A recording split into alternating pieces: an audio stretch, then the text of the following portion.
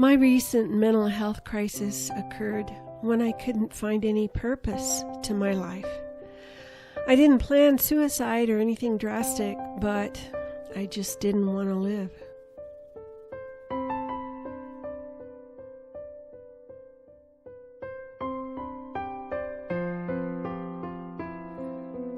What caused my crisis, in part, was a disastrous move. We moved from an urban retirement community where I had family, friends, and a support group to a small rural town. I didn't know anyone there except one couple. While my husband adapted readily to our new environment, I did not. My plunge into anxiety and depression shocked me. I'd always thought of myself as adaptable, maybe because I've moved so often during my lifetime. I thought I would make new friends and build a new life. Instead, I became a shell of myself. I lost interest in food and dropped 30 pounds. I couldn't sleep. Life seemed pointless. I felt like if death came, I would welcome it. There were other reasons for my crisis besides moving, but my personal details are not important. What's important is how I pulled myself out of that deep, dark hole through writing.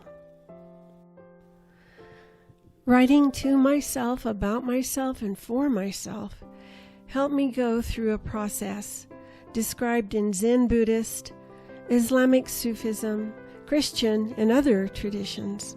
It's called the die before you die process. A Greek inscription over a door at St. Paul's Monastery on Mount Athos in Greece reads, "If you die before you die, you won't die when you die." There's even a diebeforeyouDie.org website. How do you do it? Die before you die. And what's the benefit? When the pain of being yourself becomes unbearable, the way out is to die to your, quote, self. Author Eckhart Tolle is a good example. At 29 years old, he underwent a mental health crisis. One night he said to himself, "I cannot live with myself any longer." When he examined this odd thought, Tolle realized how strange it was. How could there be two of him? The I and the myself that he couldn't live with?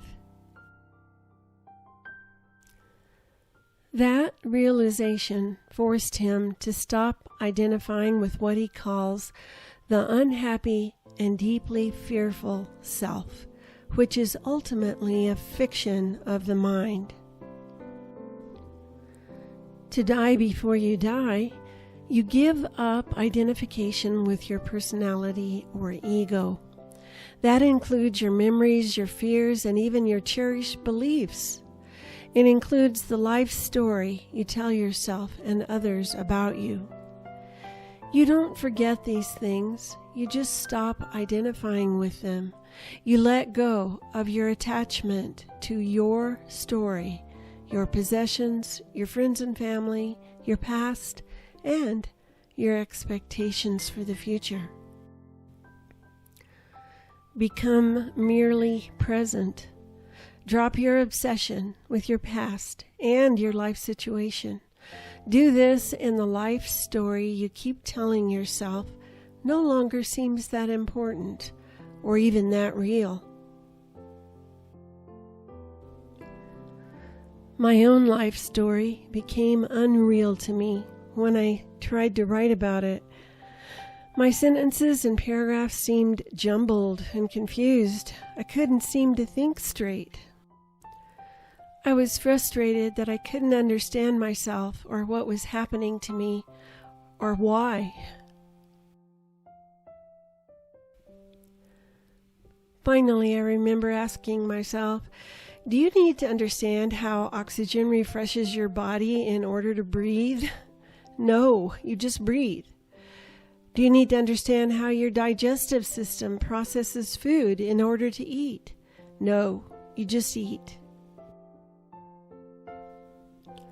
So just write, I told myself, even though you don't understand life or yourself or anything.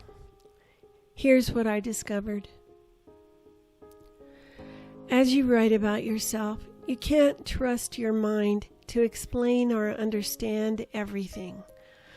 Like your memory, your thoughts can't entirely be trusted. Thoughts are restricted by your age, your race, your gender, your culture, your religion, your education, by almost everything about you. Beliefs are thoughts that we keep telling ourselves are true, but that doesn't necessarily make them true. Besides that, beliefs usually change over time. So do people. Rather than assuming that the voice inside your head knows the truth about everything, just observe, then record what the voice says. But don't accept that what you've written is the real truth or even the real you. Putting your thoughts on paper makes it easier to avoid identifying with them. You realize that you are not your thoughts, nor are you the I that you create with words. The product you create, whether it's a journal, a memoir, or just a few sentences on a scrap of paper, that product is not as valuable as undergoing the process of writing itself. Wait a while, a few hours or days. Later, you can read your writings with a dispassionate attitude. You'll feel unruffled, at peace, deep inside, because you'll know without question that the self-image you've projected onto paper isn't real. The real you, an awesome, mysterious, aware presence, can never be captured by the fallible tools of thought and memory.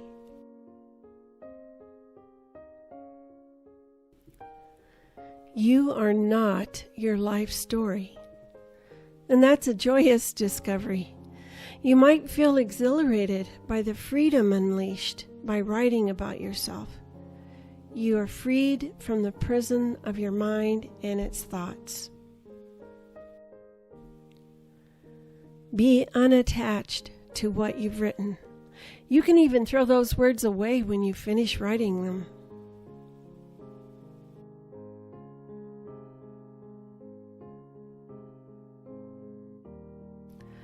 Write to yourself about yourself and then die to the self you've written about. You'll catapult yourself into a new awareness. Live in the present as a carefree human being, not a slave to your past or to your memories or to your fears and anxiety about the future. Something inside you knows things. Trust that.